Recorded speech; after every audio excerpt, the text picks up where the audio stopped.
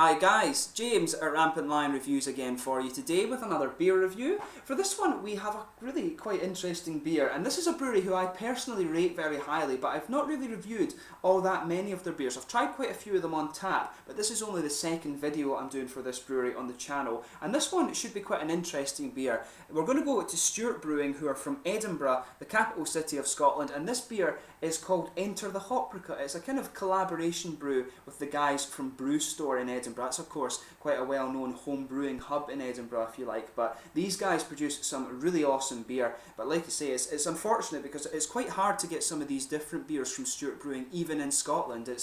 I have to go to Edinburgh, Glasgow to get a hold of these beers, and I'm not through there all that often, but the ones that I have tried from Stewart Brewing are always pretty damn good, so hopefully I can review some more of these in the fairly near future. But anyway, as is usual with my beer reviews then, I'll tell you a little bit about the brewery. If you do want to get straight to the tasting, just fast forward. All the usual websites are in the video description below. That's the brewery website, the link to my other Stewart reviews. There's only the Holyrood Pale Ale at the moment, but hopefully I can add more in the near future. And there's all the usual social media, Facebook, Twitter and Untappd, so please follow me on there. Your support would be much appreciated, and if you do want to see more beer reviews, just subscribe to the channel and there will be many more coming up, and hopefully I can return to Stewart Brewing in the fairly near future. So to tell you about the brewery itself, Stewart Brewing was founded by Steve Stewart and his wife Jo, and Steve is actually a graduate of the famous Heriot-Watt University Brewing Programme in Edinburgh, and he's worked for several breweries in the past, including Bass Brewery, or Bass Brewery I guess you could say, in Ireland, and he also worked with them in Birmingham as well, and also over at Harpoon Brewery in Boston in Massachusetts over in America.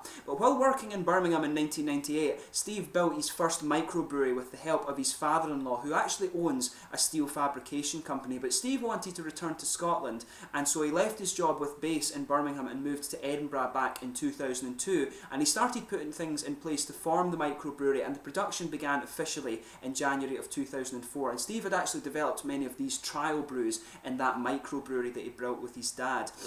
But Steve worked hard to secure a bigger production facility, and he eventually settled on a location in the Bilston Glen Industrial Estate in the south side of Edinburgh. And while this site was actually being completed and converted and all of this sort of thing, Steve actually brewed his beers at the Strathaven Brewery until the first batch was produced in Edinburgh in late 2004. But since foundation, the brewery have proved to be really quite successful. These beers are very popular within Scotland, although you can't find them that easily outside of the big cities, unfortunately, which is a bit of a shame because the beers are very, very good in my experience, but they've got quite a strong core range. Check out the brewery website if you want to see those before, and they do have quite an extensive collaboration and sort of seasonal range as well. They're always doing some quite interesting things, and they also, I think there's a brewery called Natural Selection who also brew their beers in the same brewery, who are meant to be quite good as well. So they are becoming one of the bigger craft breweries in Scotland, if you like, so they are worth checking out if you want to get into Scottish beer. But just to list a few of the core beers for you, there's the Edinburgh No. 3, Pentland IPA, Copper Cascade, 80 shilling, which of course is a traditional Scottish style. I really enjoy those.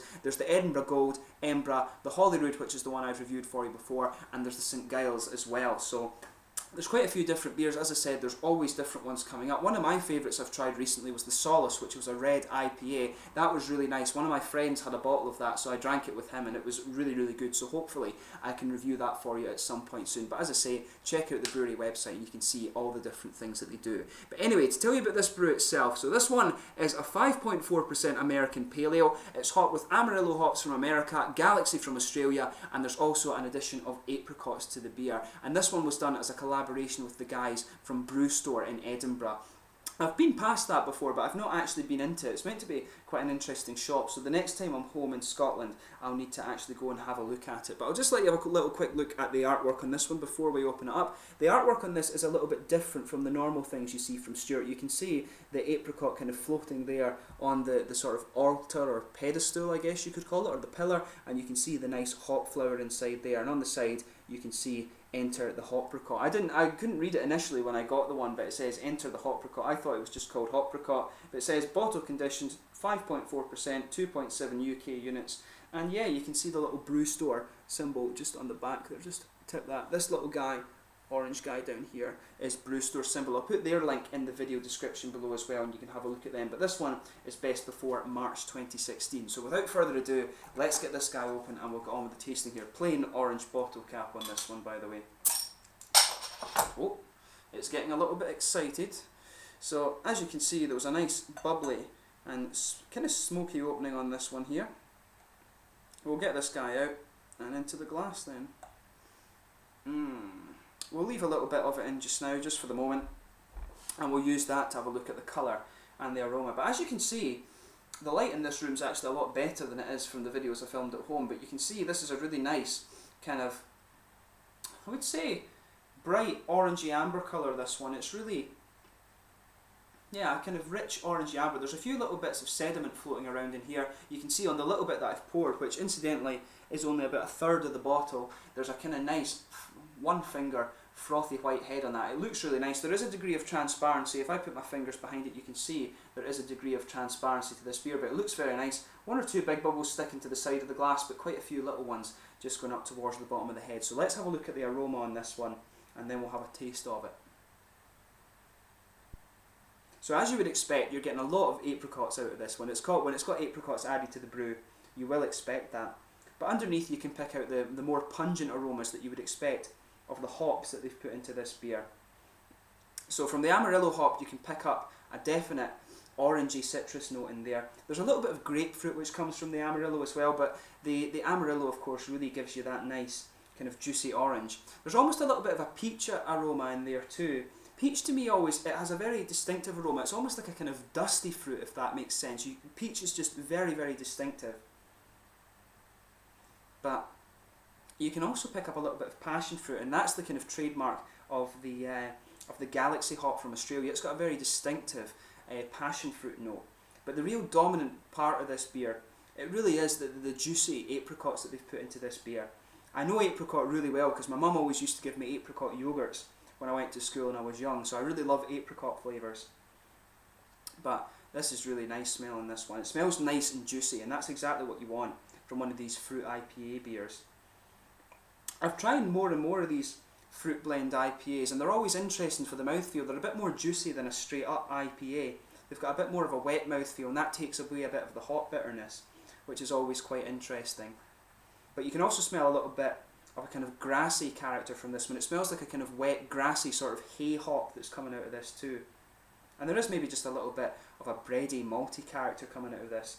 But overall, the thing that dominates the aroma, as you would expect, are the kind of peachy fruit additions that they've made to this brew. But it smells really nice, so let's get a little bit more into the bottle and we'll have a proper taste of this guy. So this is Enter the Hopricot, a collaboration brew between Stewart Brewing in Edinburgh, very highly rated Scottish brewery incidentally, and Brew Store, who are a very well known home brewing shop in Edinburgh. Definitely go and check them out if you get the chance. There's some really good beer destinations in Edinburgh these days. But let's get stuck into this beer. Slàinte.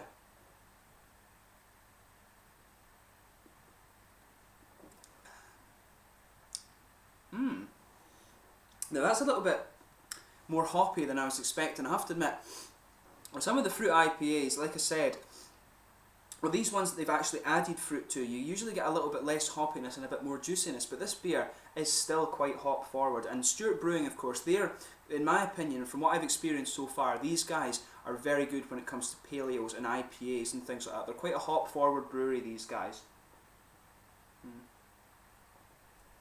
And I've not actually tried one of their darker beers. I always find it's good to try, if you want to try a brewery for the first time, try a hoppier beer and then try a darker beer, because it shows you the two sides of their brewing. But I need to try another darker beer from Stewart Brewing.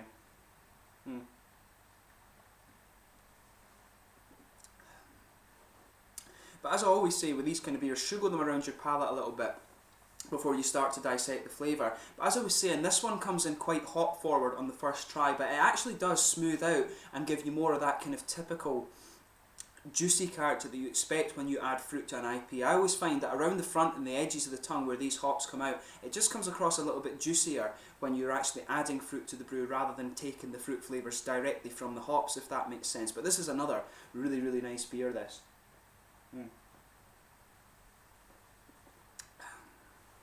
The other thing you'll notice about this beer is that the malt base builds.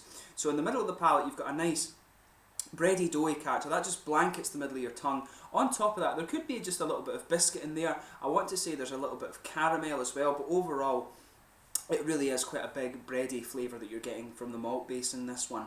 The hoppy character is quite interesting.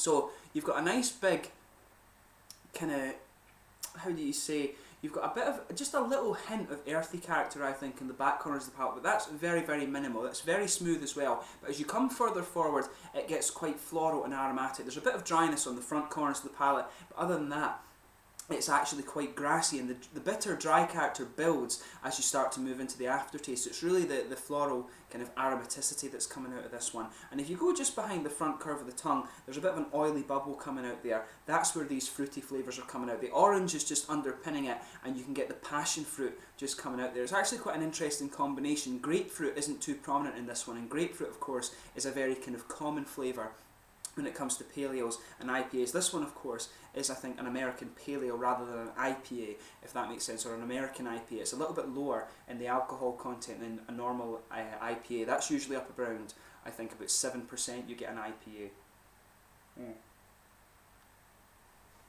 But this is really nice. You can get the apricot flavours just blending in with that. The beer comes in and then it just smooths out a little bit, and you get a bit more of the juicy character around the front edge of the tongue, and that's where these apricot flavours are coming out. The apricots in this are actually done very, very nicely. Some beers, they can kind of overload the fruit flavour, if you like, but it can be it can just be a little bit, they can overdo it a little bit, but Stewart have got the perfect balance with this one here. But this one is really quite nice after. Now this is a really good beer, but it is more hop forward than some of these IPAs that I've come across before, these fruit added IPAs, but it's very, very nicely done. Another big thumbs up to Stewart Brewing in Edinburgh. But in terms of the mouthfeel, this one, I would say it's definitely mid-bodied. This actually, you can feel a little bit of the alcohol warmth, and I think I said, what percent was it again? It was 5.4, so it is quite light, but you can feel just a little bit of the alcohol warmth in this one. I was going to say 6.4, but this one is 5.4, so quite comfortably in paleo category, but you can feel just a little bit of alcohol warmth from this, which is quite unusual from a beer of only 5.4%. But it's mid-bodied, it's got a bit of, there's a kind of moderate carbonation in there. It does come in with a little bit more, and it just helps smooth the beer out. There's a little bit of oily character to it, but there's a nice little bit of sweetness from the malt base, but there's a good hoppy bitterness to this, and there isn't too much juicy character from the hops there. You can just feel that as you progress more into the aftertaste, but overall it's very nicely balanced and all the flavours go together really well. The fruity character in this is a little bit unusual because it's passion fruit and orangey citrus that combine together rather than orangey citrus and grapefruit, so it's a little bit quirky in that regard, and the apricot flavours are very nicely done too. So yeah, I really would recommend this beer if you get the chance to try it. I think it was released sometime in summer of 2015. I'm not so sure about that, but it should be a very nice beer nonetheless. If you do come across it, I would recommend that you try it. It's very nicely balanced, and Stewart Brewing Company, like I said, are a very, very good place to start if you like your hop forward beers and you want to get in to Scottish beer. These guys produce some really awesome stuff, and hopefully I can review some more of their beers for you at some point in the near future. But in the meantime, do go and check them out. But as always, if you have tried this beer before, let me know your own thoughts on it. Always interesting to hear from you guys that are watching the videos. Until the next beer review, please like, subscribe, share, all the usual YouTube stuff. Check out the social media things. Don't hesitate to get in touch and go and check out Stewart Brewing Company. This is a really, really good beer, and hopefully I can review more of their things in the near future. As I said, these guys produce some pretty awesome paleos and IPAs, so definitely go and check them out if that's your thing. Slange just now, and I'll catch you soon with my next video. Cheers.